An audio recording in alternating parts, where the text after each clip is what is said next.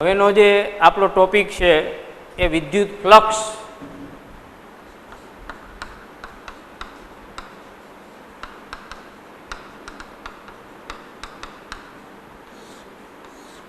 Electric flux. Actually આ જે topic છે વિદ્યુત ફ્લક્સ એ ફ્લો ઉપરથી આવેલો છે. ફ્લો એટલે ધોધ, પ્રવાહ, વહેણ. તો એવી રીતે વિદ્યુત ક્ષેત્ર રેખાઓનો જો કોઈ ફ્લો હોય તો એને ફ્લક્સ વડે દર્શાવવામાં આવે છે. આપણે વિદ્યુત ક્ષેત્રની તીવ્રતાની એક વ્યાખ્યા કરી ગયા છે.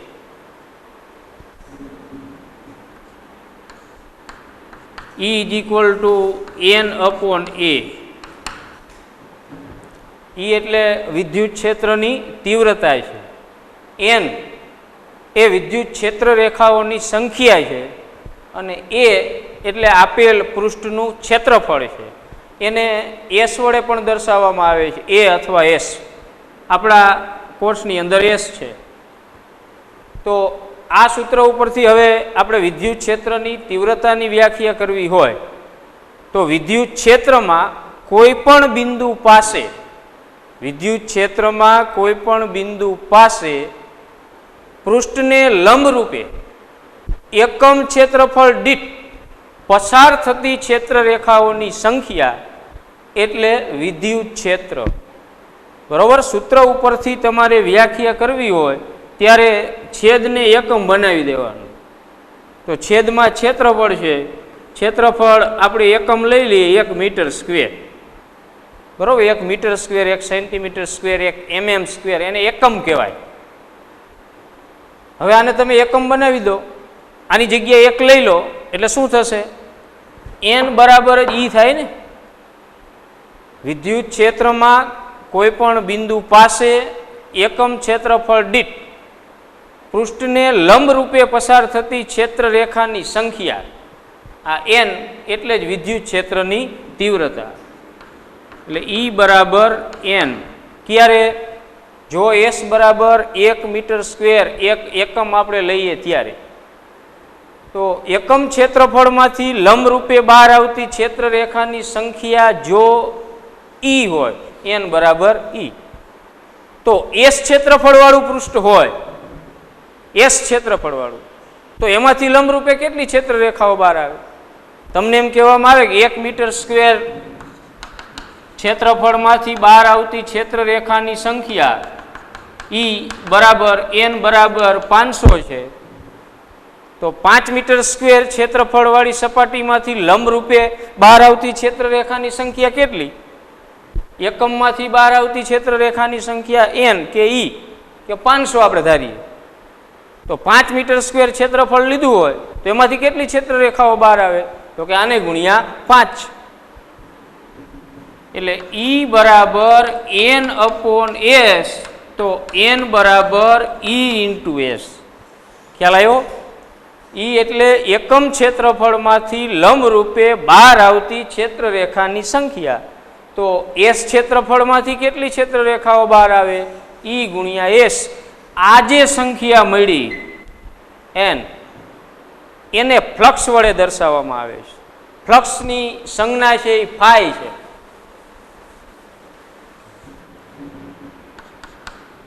વિદ્યુત ફ્લક્સ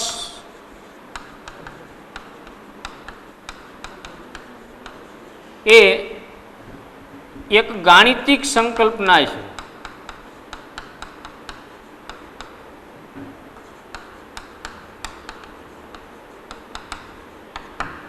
તેનું આપણે ફિઝિક્સની અંદર ચોક્કસ અર્થઘટન કરી શકીએ છીએ.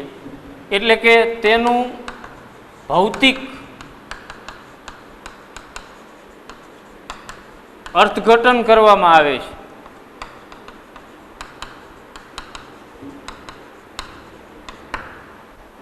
એકમ ક્ષેત્રફળમાંથી લંબરૂપે બહાર આવતી ક્ષેત્ર રેખાની સંખ્યા E હોય તો S ક્ષેત્રફળમાંથી બહાર આવતી ક્ષેત્ર રેખાની સંખ્યા E/S.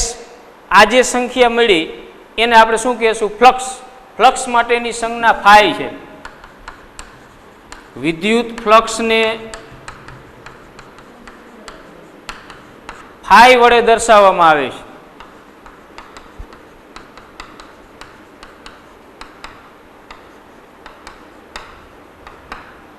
પરંતુ વિદ્યુત ક્ષેત્ર એ સદિશ રાશિ છે અને ક્ષેત્રફળ એ પણ સદિશ રાશિ છે. એટલે અહીંયા વિદ્યુત ક્ષેત્ર સદિશ ઈ વેક્ટર, આ બોલ્ડ ઈ છે, અને ક્ષેત્રફળનો આપણે નાનો ખંડ લીધો હોય, સૂક્ષ્મ ખંડ ડેલ્ટા એસ ક્ષેત્રફળવાળો, તો એને આપણે સદિશ સ્વરૂપે દર્શાવીએ એટલે ડેલ્ટા એસ વેક્ટર. તો આ બંને સદિશનો ડોટ ગુણાકાર કરવામાં આવે, અદિશ ગુણાકાર કરવામાં આવે એટલે આપણને ફ્લક્સ મળે છે. અને ફ્લક્સ એ અદિશ રાશિ છે. ફ્લક્સ એ અદિશ રાશિ છે. શા માટે? તો કે બે સદિશનો અદિશ ગુણાકાર કરતાં મળતું પરિણામ છે. વળી આપણા મનની અંદર પ્રશ્ન થાય કે ઈ અને ડેલ્ટા એસનો અદિશ ગુણાકાર શા માટે, સદિશ ગુણાકાર કેમ નહીં? તો અદિશ ગુણાકાર એટલા માટે છે કે આ જે ફ્લક્સ છે, ક્ષેત્ર રેખાઓની જે સંખ્યા છે એ માત્ર પૃષ્ઠના ક્ષેત્રફળ અને વિદ્યુત ક્ષેત્રની તીવ્રતા ઉપર જ આધારિત નથી. આપેલ પૃષ્ઠ વિદ્યુત ક્ષેત્રમાં કઈ રીતે ગોઠવાયેલું છે, એની સ્થિતિ કેવી છે, એ સ્થિતિ ઉપર પણ ડિપેન્ડ કરે છે. એટલે કે પૃષ્ઠ સદિશ જે છે ડેલ્ટા એસ વેક્ટર એ વિદ્યુત ક્ષેત્ર ઈ વેક્ટર સાથે કેટલો ખૂણો બનાવે છે એ ખૂણા ઉપર પણ આધારિત છે. એટલા માટે ડોટ ગુણાકાર છે. આપણે જોઈએ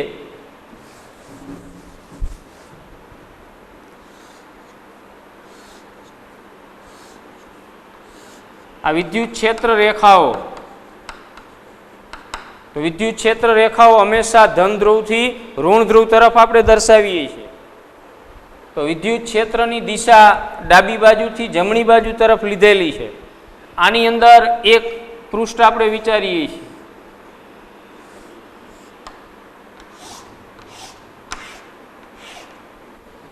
આ એસ ક્ષેત્રફળ ધરાવતું પૃષ્ઠ, અહીંયા પૃષ્ઠ વિદ્યુત ક્ષેત્ર રેખાઓને સંપૂર્ણપણે લંબ છે, 100% લંબ છે. તો કોઈ પણ પૃષ્ઠને દર્શાવતો પૃષ્ઠ સદિશ કઈ દિશામાં હોય? તો કે તે પૃષ્ઠને લંબ રૂપે અંદરથી બહારની દિશામાં છે. આપણું બોર્ડ છે એ એક પ્રકારનું પૃષ્ઠ છે, એક પ્રકારનું સમતલ છે. તો આ બોર્ડને દર્શાવતો ક્ષેત્રફળ સદિશ જે છે એ કઈ દિશામાં હોય? તો બોર્ડના સમતલને લંબ અંદરથી બહારની દિશામાં. અને એ સદિશનું મૂલ્ય કેટલું હોય? લંબાઈ ગુણ્યા પહોળાઈ. આપણે જે ક્ષેત્રફળ વ્યવહારમાં વાપરીએ છીએ કે લંબાઈ ગુણ્યા પહોળાઈ, એ ફક્ત એનું મૂલ્ય છે, ક્ષેત્રફળ સદિશ નથી. ક્ષેત્રફળ સદિશ હોય એટલે એને મૂલ્યની સાથે દિશા પણ હોય. મૂલ્ય અને દિશાનો ગુણાકાર છે સદિશ. તો મૂલ્ય તો આપણને મળી જાય લંબાઈ ગુણ્યા પહોળાઈ, પણ દિશા કઈ લેવાની? તો આપેલ પૃષ્ઠને લંબ રૂપે અંદરથી બહારની દિશા. તો આપણે અહીંયા આકૃતિમાં જે પૃષ્ઠ લીધેલું છે એ પૃષ્ઠ વિદ્યુત ક્ષેત્ર રેખાઓને લંબ રૂપે છે. તો આપેલ પૃષ્ઠનો જે ક્ષેત્રફળ સદિશ થશે ડેલ્ટા એસ સદિશ, જે કઈ દિશામાં આવશે? પૃષ્ઠને લંબ, એટલે કે વિદ્યુત ક્ષેત્રની દિશામાં, આ દિશામાં. આ ડેલ્ટા એસ સદિશ, આ વિદ્યુત ક્ષેત્રનો સદિશ. અહીંયા થીટા બરાબર 0 ડિગ્રી છે. જોવો જોઈએ, પૃષ્ઠ નથી વિચારવાનું તમારે, પૃષ્ઠ સદિશને ધ્યાનમાં લેવાનો છે. તો પૃષ્ઠ સદિશ ડેલ્ટા એસ સદિશ કઈ દિશામાં? વિદ્યુત ક્ષેત્રની દિશામાં. અને વિદ્યુત ક્ષેત્રની તીવ્રતાનો સદિશ પણ એ જ દિશામાં. એટલે ઈ વેક્ટર અને ડેલ્ટા એસ વેક્ટર બંને સમાંતર, બંને એક જ દિશામાં છે. તો આ સ્થિતિમાં પૃષ્ઠમાંથી મેક્સિમમ ક્ષેત્ર રેખાઓ બહાર આવે. આના કરતાં વધારે ક્ષેત્ર રેખાઓ બીજી કોઈ પરિસ્થિતિની અંદર બહાર આવી શકે. તો હવે આ બે વચ્ચેનો ખૂણો થીટા 0 છે, ત્યારે ક્ષેત્ર રેખાઓની સંખ્યા મેક્સિમમ મળે છે. પણ પૃષ્ઠ જ્યારે વિદ્યુત ક્ષેત્ર રેખાઓને સમાંતર હોય, આવી રીતે પૃષ્ઠ હોય,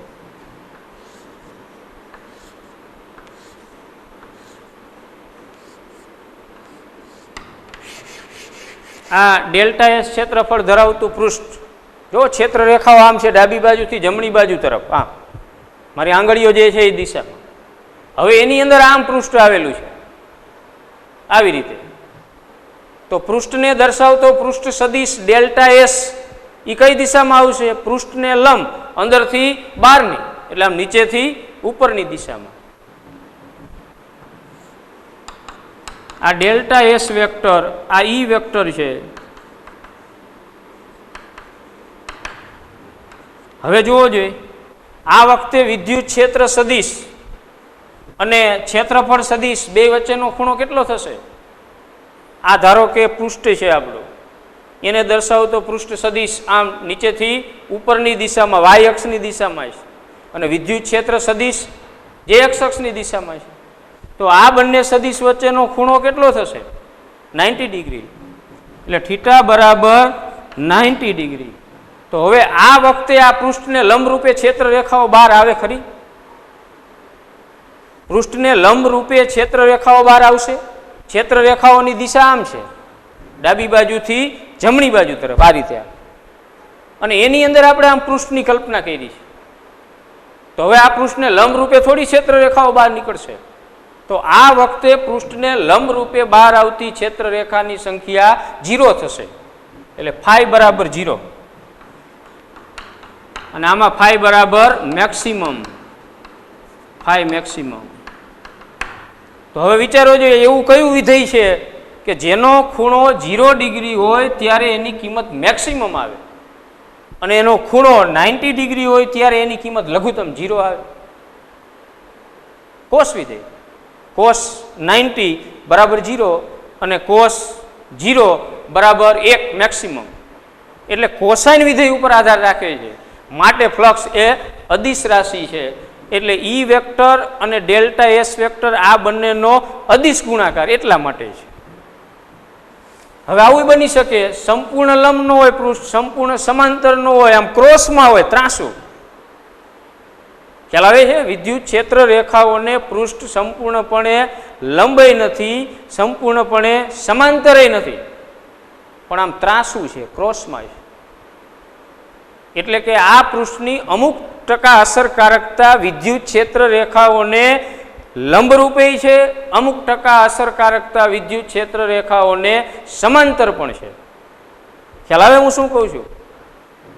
ધારો કે પૃષ્ઠ વિદ્યુત ક્ષેત્ર રેખાઓને સંપૂર્ણ લંબાઈ નથી, સંપૂર્ણ સમાંતરે નથી, પણ આમ ત્રાસું છે, ક્રોસમાં છે. તો આ વખતે જે ક્ષેત્રફળ સદિશ આવશે આ રીતે આવશે, ડેલ્ટા એસ. તો એના આપણને બે ઘટકો મળશે.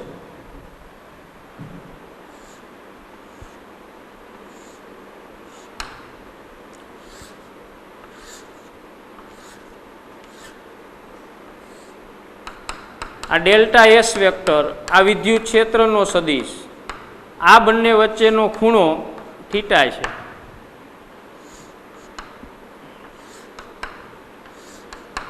જોવો જોઈએ આપેલું પૃષ્ઠ આમ ક્રોસમાં છે, એટલે એનો જે ક્ષેત્રફળ સદિશ થશે એ તો પૃષ્ઠને લંબરૂપે જ હોય, ડેલ્ટા એસ વેક્ટર. તો આ વખતે આ ડેલ્ટા એસ સદિશના આપણને બે ઘટકો મળશે. જ્યારે કોઈ સદિશ સમતલમાં આવેલો હોય ત્યારે તેનું બે લંબ ઘટકોમાં વિભાજન થાય છે. આ એક્સ ઘટક અને આ વાય ઘટક. તો ડેલ્ટા એસ સદિશનો એક્સ ઘટક એટલે ડેલ્ટા એસ કોસ થીટા અને વાય ઘટક એટલે ડેલ્ટા એસ સાઇન થીટા, જે આપણે આગળ ભણી ગયા છીએ કઈ રીતે ઘટકો લેવાય સદિશના. તો હવે અહીંયા જોવો જોઈએ આપેલ પૃષ્ઠ ક્રોસમાં છે, એનો મતલબ એની અમુક ટકા અસરકારકતા ક્ષેત્ર રેખાઓને સમાંતરે છે અને અમુક ટકા લંબરૂપે છે. આપણે લંબરૂપે અસરકારકતા લેવાની છે. તો લંબરૂપે અસરકારકતા લેવી હોય ક્ષેત્રફળ સદિશ કયો લેવો પડે? વિદ્યુત ક્ષેત્રની દિશાનો, ડેલ્ટા એસ કોસ થીટા. એટલે ક્ષેત્રફળ સદિશ ડેલ્ટા એસનો અહીંયા તમારે કયો ઘટક લેવો પડે? કારણ કે પૂરેપૂરું ક્ષેત્રફળ લંબરૂપે નથી, ફક્ત અમુક ટકા અસરકારકતા જ પૃષ્ઠને લંબ રૂપે છે. ઓમાં 100% લંબ હતું ત્યારે ડેલ્ટા એસ સંપૂર્ણપણે ઈની દિશામાં હતો, આમાં ક્રોસમાં છે. તો આ વખતે ઈની દિશામાં શું છે? તો કે ડેલ્ટા એસ કોસ થીટા. તો હવે તમારે આ પૃષ્ઠમાંથી બહાર આવતું ફ્લક્સ મેળવવું હોય તો ફ્લક્સ ફાઈ બરાબર ઈ અને ડેલ્ટા એસ કોસ થીટા, કારણ કે પૂરેપૂરું ક્ષેત્રફળ લંબ નથી. બરોબર? લંબ અસરકારકતા કેટલી છે? ડેલ્ટા એસ કોસ થીટા જેટલી. એટલે ફ્લક્સ ફાઈ બરાબર ઈ ડેલ્ટા એસ કોસ થીટા. મિત્રો અહીંયા ઈ પણ સદિશ રાશિ છે, આ ડેલ્ટા એસ પણ સદિશ રાશિ છે. આ બંનેના મૂલ્યો છે અને બંને વચ્ચેના ખૂણાની કોસાઇન છે. તો આ બે વચ્ચેનો કેવો ગુણાકાર થાય? અદિશ.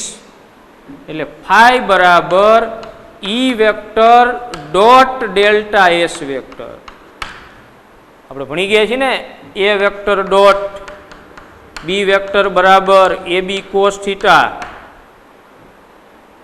અથવા બોલ્ડમાં રાખો A vector dot B vector બરાબર A B cos theta.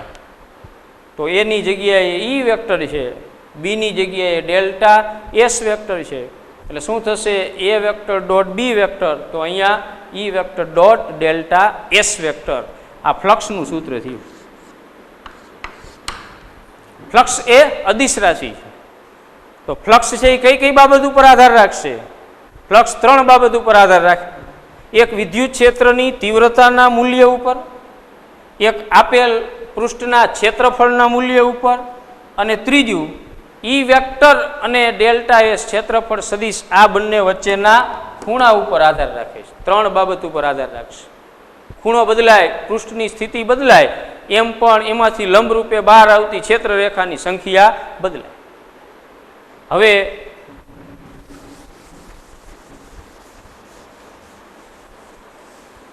Flux maximum ક્યારે મળે, મિનિમમ ક્યારે મળે એ આપણે જોઈએ. જો થીટા બરાબર 90 ડિગ્રી હોય તો ફ્લક્સ ફાઈ બરાબર 0 થશે, કોસ 90 બરાબર 0.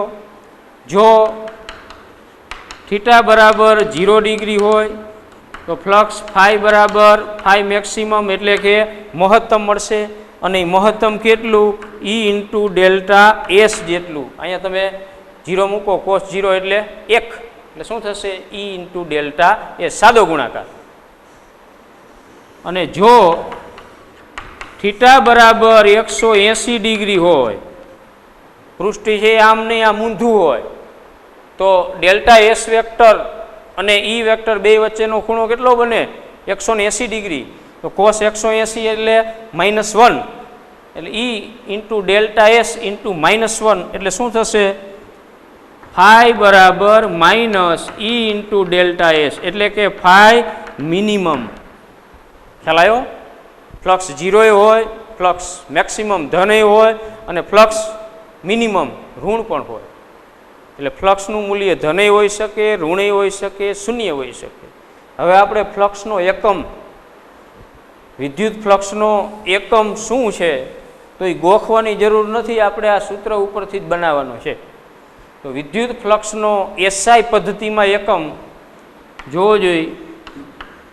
ફાઈનો એકમ બરાબર વિદ્યુત ક્ષેત્રની તીવ્રતાના બે એકમ આપણે જોઈ ગયા છીએ, ન્યૂટન પ્રતિ કુલમ અને વોલ્ટ પ્રતિ મીટર. તો વોલ્ટ પ્રતિ મીટર આ વિદ્યુત ક્ષેત્રની તીવ્રતાનો એકમ, અને આ ક્ષેત્રફળ, ક્ષેત્રફળનો એકમ મીટર સ્ક્વેર. કોસ થીટાને કાંઈ એકમ હોય નહીં, એટલે મીટર મીટર કેન્સલ. શું થશે? Volt into metre. આ વિદ્યુત ફ્લક્સનો એસઆઈ પદ્ધતિમાં એકમ છે. હવે બીજો એકમ આપણે જોઈએ. વિદ્યુત ક્ષેત્રનો બીજો એકમ ન્યૂટન પર કુલમ.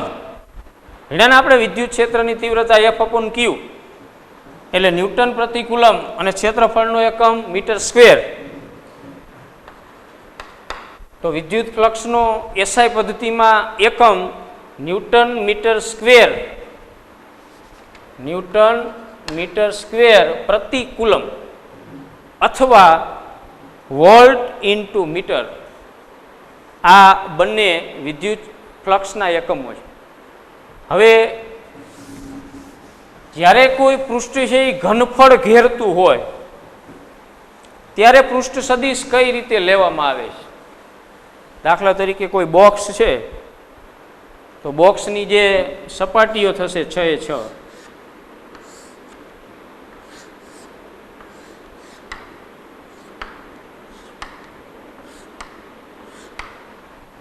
બરાબર. બોક્સની લંબાઈ, પહોળાઈ, ઊંચાઈ L છે. તો કોઈ પણ પૃષ્ઠ તમે લો એટલે એનું ક્ષેત્રફળ શું થશે? લંબાઈ ગુણ્યા પહોળાઈ એટલે L into L, L square થાય. બરાબર, સમઘન આકારનું આપણે પૃષ્ઠ લઈએ છીએ. તો હવે આની જે 6 બાજુઓ છે, 4 ઊભી, એક નીચેનું તળિયું અને એક ઉપરની છત. તો આ જે પૃષ્ઠ છે એને દર્શાવતો પૃષ્ઠ સદિશ લેવો હોય તો એ આ રીતે અંદરથી બહારની દિશામાં જ લેવો પડે, બહારથી અંદર નહીં. શા માટે? માત્ર એક જ પૃષ્ઠ નથી, એના વડે એક ઘનફળ ઘેરાયેલું છે. તો જ્યારે કોઈ પૃષ્ઠ ઘનફળ ઘેરતું હોય ત્યારે એનો પૃષ્ઠ સદિશ હંમેશા પૃષ્ઠને લંબ અંદરથી બહારની દિશામાં જ લેવો પડે.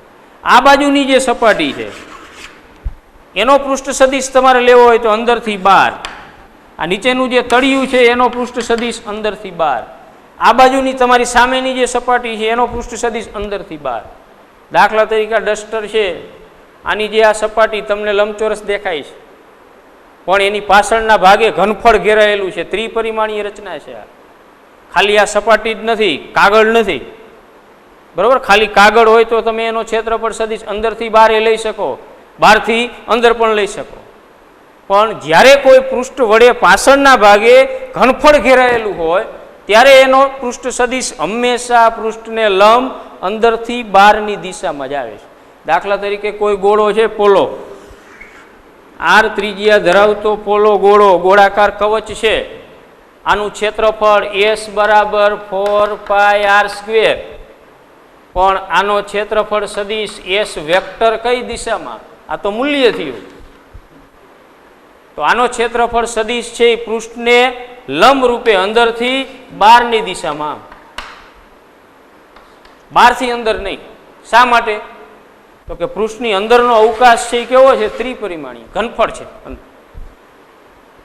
ખ્યાલ આવ્યો? જ્યારે કોઈ પૃષ્ઠ છે એ ઘનફળ ઘેરતું હોય ત્યારે એનો પૃષ્ઠ સદિશ પૃષ્ઠને લંબ અંદરથી બહારની દિશામાં જ લેવામાં આવે.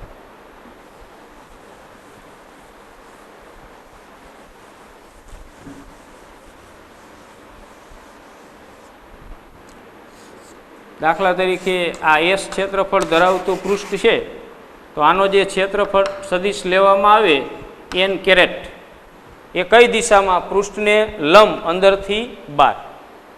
એટલે ડેલ્ટા, આ delta S, delta S vector સદિશ એટલે એનું મૂલ્ય ડેલ્ટા S, એને ગુણ્યા એ સદિશ જે દિશામાં છે એ દિશાનો એકમ સદિશ. આ એકમ સદિશ છે પૃષ્ઠને લંબ અંદરથી બહારની દિશા. જો પૃષ્ઠ આ રીતે આમ હોય તો એનો જે પૃષ્ઠ સદિશ છે ધન x અક્ષની દિશામાં આવે ત્યારે તમે અહીંયા I કેરેટ લઈ શકો. જો પૃષ્ઠ આ રીતે આમ હોય તો એનો પૃષ્ઠ સદિશ ઉપરની ધન y અક્ષની દિશામાં આવે ત્યારે તમે એકમ સદિશ J કેરેટ લઈ શકો છો.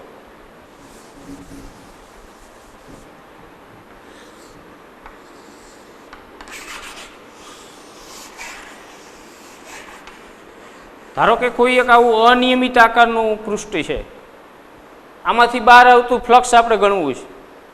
તો સૌપ્રથમ આપેલ પૃષ્ઠને ડેલ્ટા S ક્ષેત્રફળ ધરાવતા નાના નાના ખંડોમાં વિભાજિત કરવું પડે. અને આવા દરેક ખંડને પૃષ્ઠખંડ કહેવામાં આવે છે. ડેલ્ટા S ક્ષેત્રફળ ધરાવતા અનેક પૃષ્ઠખંડોમાં આપણે એને વિભાજિત કરીએ. આપણે નીચેનું તળિયું હોય, ફ્લોરિંગ, તો એની અંદર જે ટાઇલ્સ છે એ એક ટાઇલ્સને આપણે શું કહેશું? એક પૃષ્ઠખંડ. તો એવી રીતે કોઈ પણ પૃષ્ઠ હોય એ પૃષ્ઠને સૌ પ્રથમ ડેલ્ટા S ક્ષેત્રફળ ધરાવતા સૂક્ષ્મ ખંડોમાં વિભાજિત કરવું પડે. તો આમાં એક પૃષ્ઠખંડ આપણે લઈએ છીએ જેનું ક્ષેત્રફળ ડેલ્ટા S, એનો ક્ષેત્રફળ સદિશ છે ડેલ્ટા S વેક્ટર, જે પૃષ્ઠને લંબરૂપે છે. આ પૃષ્ઠ સાથે સંકળાયેલ વિદ્યુત ક્ષેત્ર E વેક્ટર હોય અને આ બંને વચ્ચેનો ખૂણો થીટા હોય તો આ સૂક્ષ્મ પૃષ્ઠખંડમાંથી બહાર આવતું સૂક્ષ્મ flux delta phi is equal to E vector dot delta S vector થાય. ટોટલ ફ્લક્સ નથી લીધું. આખું જે પૃષ્ઠ છે એને આપણે ડેલ્ટા S ક્ષેત્રફળવાળા નાના નાના નાના નાના પૃષ્ઠખંડોમાં વિભાજિત કરીએ છીએ. અને એક પૃષ્ઠખંડ જે લીધો છે ડેલ્ટા S ક્ષેત્રફળવાળો, એમાંથી બહાર આવતું ફ્લક્સ ડેલ્ટા ફાઈ બરાબર E vector dot delta S vector. હવે આપણે સમગ્ર આખા પૃષ્ઠમાંથી બહાર આવતું ફ્લક્સ મેળવવું હોય તો સરવાળો કરવો પડે ને, એક પૃષ્ઠખંડમાંથી બહાર આવતું ફ્લક્સ ડેલ્ટા ફાઈ 1. હવે જે બીજો પૃષ્ઠખંડ આવશે અહીંયા, એમાંથી બહાર આવતું ફ્લક્સ ડેલ્ટા ફાઈ 2, ત્રીજા પૃષ્ઠખંડમાંથી બહાર આવતું ફ્લક્સ ડેલ્ટા ફાઈ 3, એનમાં નંબરના પૃષ્ઠખંડમાંથી બહાર આવતું ફ્લક્સ ડેલ્ટા ફાઈ n. તો ટોટલ ફ્લક્સ ફાઈ બરાબર sigma of all delta S delta phi. Sigma એટલે સરવાળો, જેટલા પૃષ્ઠખંડો છે એ બધા પૃષ્ઠખંડોમાંથી બહાર આવતા ફ્લક્સનો સરવાળો. આ રીતે ડેલ્ટા ફાઈ n. એક પૃષ્ઠખંડમાંથી બહાર આવતું ફ્લક્સ ડેલ્ટા ફાઈ 1, બીજા નંબરના પૃષ્ઠખંડમાંથી બહાર આવતું ફ્લક્સ ડેલ્ટા ફાઈ 2, ત્રીજા નંબરના પૃષ્ઠખંડમાંથી બહાર આવતું ફ્લક્સ ડેલ્ટા ફાઈ 3, એનમાં નંબરના પૃષ્ઠખંડમાંથી બહાર આવતું ફ્લક્સ ડેલ્ટા ફાઈ n. પણ આવો આપણે n પદોનો સરવાળો કરી શકીએ નહીં, એટલે એના માટે આ સિગ્મા, બરાબર, હાગમટે સરવાળો જેને કહેવાય. તો સિગ્મા ઓલ ડેલ્ટા એસ, આ શું કહેવા માગે છે? આ બધા પદોનો સરવાળો, ડેલ્ટા એસ જેવા જેટલા ખંડો આ પૃષ્ઠની અંદર આવે એ બધાના ફ્લક્સનો સરવાળો. Delta phi delta phi delta phi delta phi, સમગ્ર પૃષ્ઠ ઉપર સરવાળો.